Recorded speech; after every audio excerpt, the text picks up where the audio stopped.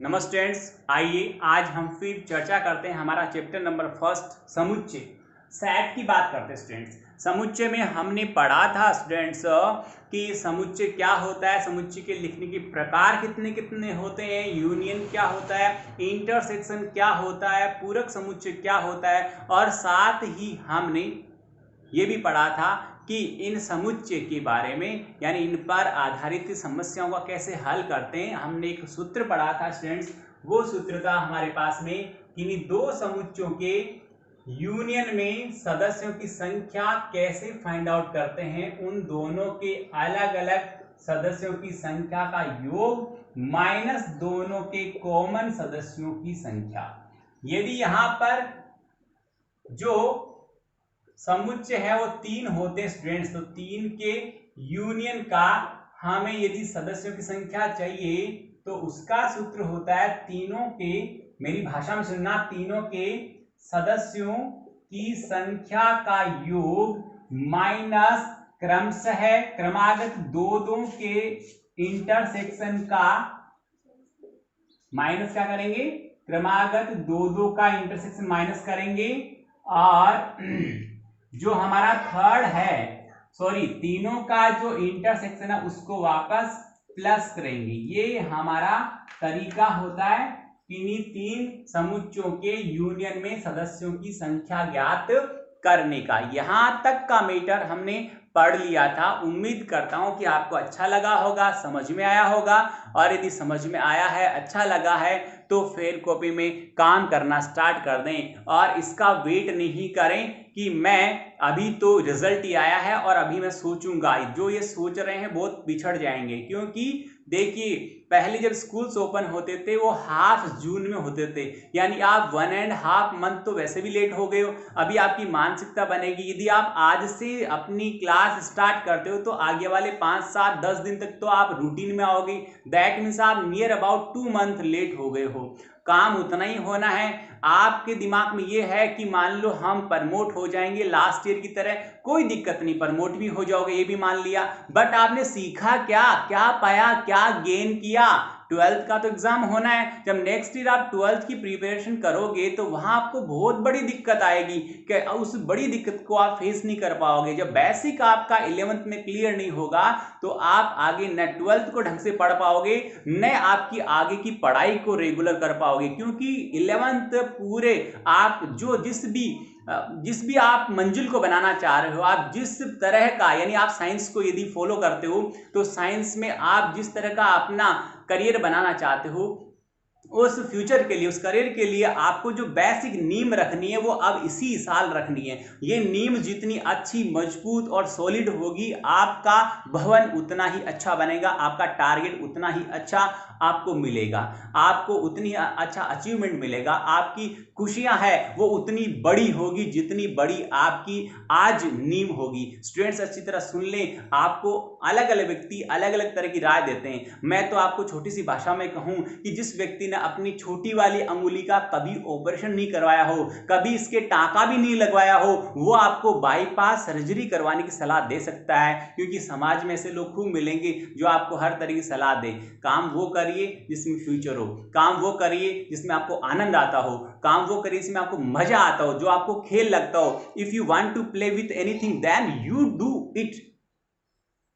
आप कोई सोचना नहीं है कि मैं क्या करूं, तो आपको वो करें जिसके साथ आप खेल सकते हो, जिसके साथ आप प्ले कर सकते हो एज ए गेम की तरह, जिसमें आपको आनंद आए, मजा आए, सुकून आए, और प्लस इसका फ्यूचर हो। यानी कई बार क्या होता है कि हमें इस स्टेज पर, ये जो हमारी एज होती है, उसे ये जो चाइल्डहुड की जो एज है, हमारी जो बचपन की जो एज है, यानी जब बच्चा जब 11 to 19 ईयर के बीच में चलता है तो वहां पर उसका दिमाग अलग अलग दिशाओं में बहुत तेजी से दौड़ता है, और वो उन चीजों को प्राप्त करना चाहता है जो उसके आसपास है और जो उसको भ्रमित करती है, जो उसको दिग्भ्रमित करती है, जो उसको अट्रैक्ट करती है, जो उसको आकर्षित करती है, जो उसे अच्छी लगती है, गाड़ी है, बाइक है, और वो बहुत से स्वप्न देखता है, बहुत से ख्याल आते हैं, बहुत से ड्रीम्स आते हैं, वो उसको विचलित करते हैं। यदि इस समय 11th क्लास के स्टेज में और इस 12 साल की उम्र से लेकर 19 साल की उम्र में यदि कोई स्टूडेंट्स किसी के गाइडेंस में एक अच्छी राह चुन लेता है तो उससे आगे इन फ्यूचर कभी भी कोई दिक्कत नहीं होती है।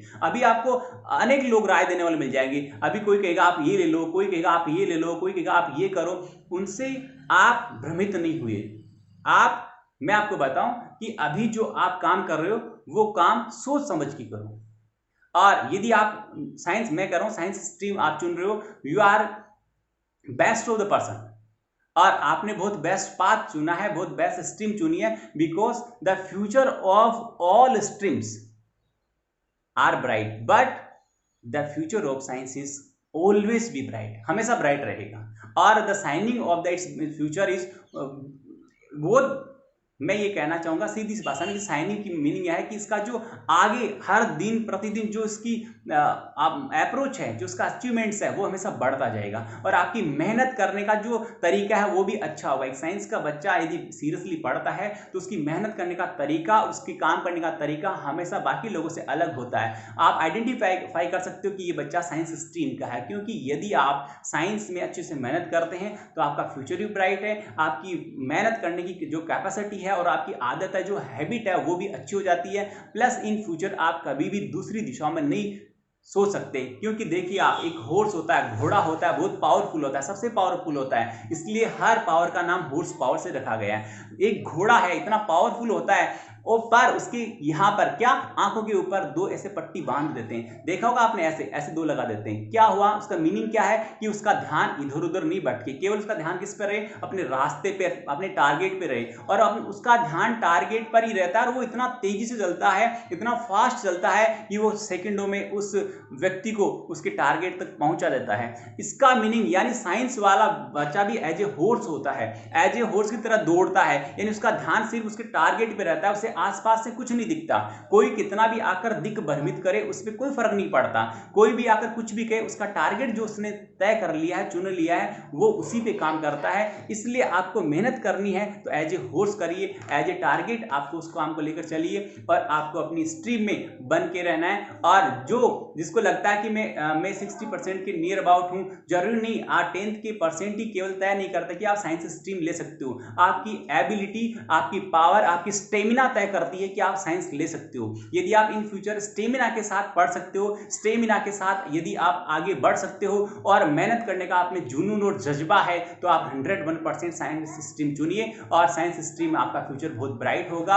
आप देखिए आज इस वर्तमान काल में देखा होगा आपने कि सारी जो ये आपदा आई है हमारे पास, हमारे अभी ऊपर अभी जो आपदा आई है, ये इसे प्राकृतिक आपदा कह सकते हैं। किसी भी प्रकार की प्राकृतिक आपदा आती है तो साइंस स्ट्रीम हमेशा सफल रहती है, साइंस स्ट्रीम हमेशा एक्टिव रहती है, और साइंस स्ट्रीम हमेशा अपने काम में लगी रहती है। चाहे यहाँ पर इंजीनियर का काम देख लो, चाहे मेडिकल का काम देख लो, चाहे यहाँ पर बाकी जो शोधकर्ताओं काम देख लो, यहाँ पर चाहे रसायन बनाने का काम देख लो, चाहे नई दवा और मेडिसिन खोजने के लिए काम देख लो, कौन, साइंस स्ट्रीम हमेशा एक्टिव रहती है।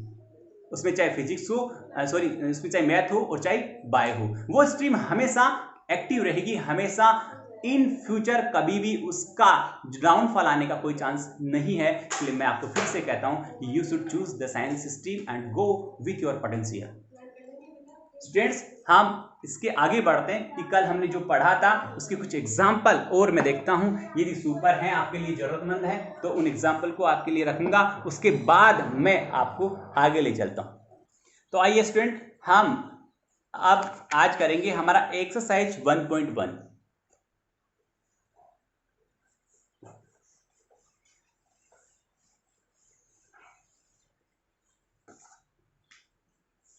चैप्टर हमारा फर्स्ट चल रहा है,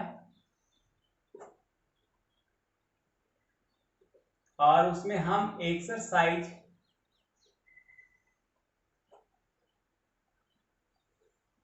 1.1 पढ़ेंगे। बहुत ही शानदार एक्सरसाइज है। देखिए यहां जितनी थीम मैंने पढ़ाई है, किसी स्टूडेंट्स ने यदि आज तक क्लास नहीं ली और फर्स्ट टाइम मेरी क्लास ले रहा है मैथ्स की, तो कोई डरने की बात नहीं, कोई दिक्कत की बात नहीं। मैं अब जब ये फर्स्ट एक्सरसाइज यानी फर्स्ट चैप्टर कंप्लीट हो जाएगा तो मैं पूरे चैप्टर की समरी बताकर आपको साथ लूँगा, और जब नेक्स्ट जब चैप्टर स्टार्ट होगा तब अपन साथ हो जाएंगे। किसी भी स्टूडेंट्स को किसी भी तरह से डरने की जरूरत नहीं है, आप 100% सिक्योर हैं, श्योर हैं और आपका पूरा ख्याल रखा जाएगा। तो फर्स्ट को देखिए, निम्नलिखित स्थानों को फिलअप करना है, रिक्त स्थान है। मैं यहाँ पर क्या फिलअप करना है, वो 2-3 जो सिंबल है बस वो फिलअप करने हैं, उनके बारे में मैं आपको अलग से बता देता हूँ। एक मेरे पास में एक समुच्चय है, उसमें 1 2 3 और 4 पड़ा है। ओके, तो यहां पर 2 और यहाँ खाली स्थान है और ए लिखा है। यहां पर इसको ये सिंबल इसको कहते हैं सदस्य है। क्या पढ़ते हैं, सदस्य है, मेंबर है। कौन है, 2। किसका है, ए का है, क्योंकि ए के अंदर 2 पड़ा है। मैं कहूं कि 5 ए, तो आप यहां ऐसा निशान बनाएंगे, काट देंगे। इसका मतलब है सदस्य नहीं है। कौन, 5, किसका, ए का। और इसका मतलब क्या है, 2 सदस्य हैं, किसका, ए का। समझ में आ रही है मेरी बात। यदि कोई सदस्य ए के अंदर पड़ा है तो उसका सदस्य है, वरना नहीं है। और सदस्य है तो ऐसा बनाना सिंबल, और नहीं है तो काट देना। अब मैंने एक समुच्चय बनाया दूसरा बी, उसमें लिखा मात्र 2 और 4। ओके, यहां पर एक खाली स्थान आया है या ए लिखा है, तो यहां पर ये लगाना है ऐसा। ये जो निशान कहता है उसको बोलते हैं उपसमुच्चय। क्या कहते हैं, उपसमुच्चय। कौन है उपसमुच्चय, उपसमुच्चय बी। किसका है, ए का, क्योंकि बी का निर्माण किस में से सदस्य लेकर बनाया है, ए में से सदस्य लेकर बी का निर्माण हुआ है। यदि किसी समुच्चय का निर्माण किसी दूसरे समुच्चय में से कुछ सदस्य निकाल कर किया जाता है तो नया बनाया गया समुच्चय इस पहले वाले का उपसमुच्चय कहलाता है। और ये निशान आड़ा यू है, वो उपसमुच्चय का निशान होता है। और मैं इसका उल्टा करता हूं कि क्या ए उपसमुच्चय है बी का, कह देना साहब नहीं है तो काट देना। ए उपसमुच्चय नहीं है बी का, जबकि बी उपसमुच्चय किसका, ए का। आई बात समझ में। ये सिंबल कैसे लग रहे हैं समझ में आ रहा होगा आपको। ये सदस्य होने का, ये सदस्य नहीं होने का, ये उपसमुच्चय होने का और ये उपसमुच्चय नहीं होने का सिंबल है, साइन है। समझ में आया होगा आपको। नेक्स्ट की बात करता हूं मैं। तो नेक्स्ट में हमारे पास पड़ा है स्टूडेंट्स कि एक छोटा सा भाषा का सवाल है। सभी एक्स का समुच्चय जबकि किसी एक्स क्या है, किसी समतल में स्थित एक समबाहु त्रिभुज है। और समबाहु त्रिभुज वो होता है जिसकी सभी भुजाएं समान होती है, प्रत्येक कोण 60 डिग्री का होता है। और इसका दूसरा दिया गया है, इसी में 2। पहला मैंने बोला कि सभी एक्स का समुच्चय जबकि एक्स एक समतल में स्थित समबाहु त्रिभुज है। और समबाहु त्रिभुज होने का मतलब उसका प्रत्येक कोण 60 डिग्री का और सभी भुजाएं समान है। अब आगे दूसरा दिया है इसका कि सभी एक्स का समुच्चय जबकि एक्स किसी समतल में स्थित एक त्रिभुज है। हाँ जी सुनिएगा, समतल में स्थित त्रिभुज, समतल यानी ये बोर्ड हो गया। इस बोर्ड पर प्रत्येक प्रकार का त्रिभुज बनाया जा सकता है। समबाहु, विषमबाहु, समद्विबाहु, जितने भी तरह के समकोण त्रिभुज है, जितने भी तरह के त्रिभुज है, सारे के सारे इस समतल पर बनाए जा सकते हैं। और पहले में आया था केवल समबाहु और दूसरे में आया सारे के सारे त्रिभुज।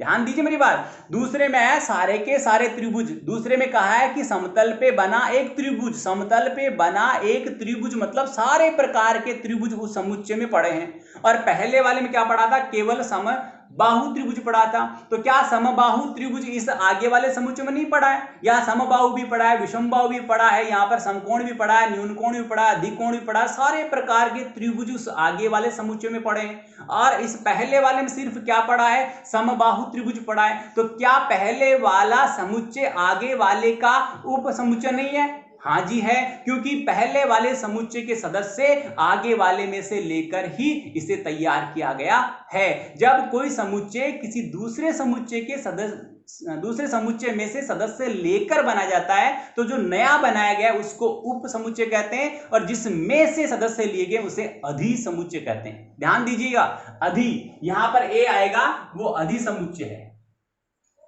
याद रहेगा, इसे कहते हैं हम अधि समुच्चय। समझ में आ गया? और जो बनाया गया है नया वो कहलाता है उप समुच्चय, सबसेट। ओके, तो ए तो हो गया हमारे पास में अधि समुच्चय और बी हो गया उप समुच्चय। इस प्रकार स्टूडेंट्स हमने पढ़ा है सदस्य होना, सदस्य नहीं होना, उपसमुच्चय होना और उपसमुच्चय नहीं होना। उम्मीद करता हूँ आपको अच्छा लगा होगा, समझ में आया होगा। अच्छी तरह देखें, पढ़ें, मेहनत करें, होमवर्क करें और फिर नोटबुक आज से ही डाल लें। अच्छा वार है और अच्छी तरह से काम को करें, मेहनत करें और अपनी स्ट्रीम पे जम के रहें। कोई कुछ भी कहे, आपको स्ट्रीम में रहना है और स्ट्रीम में आपको सफल भी होना है। बहुत बहुत धन्यवाद, थैंक यू। एक बार फिर से मैं कहना चाहूँगा कि आपने बहुत अच्छी मेहनत की। 10th वाले सभी बच्चों का रिजल्ट बहुत अच्छा आया है। मेरी ओर से आप सभी को बहुत बहुत हार्दिक शुभकामनाएं, धन्यवाद देता हूं और उम्मीद करता हूं कि आप अपने इन जो आपने स्तंभ बनाए हैं, उन स्तंभ जो अपना पायदान बनाया है उसको और भी ऊंचाइयों तक ले जाओगे और इन फ्यूचर आप बहुत अच्छी ग्रोथ करोगे। मैं ईश्वर से ही प्रार्थना करता हूं। बहुत बहुत धन्यवाद, थैंक यू।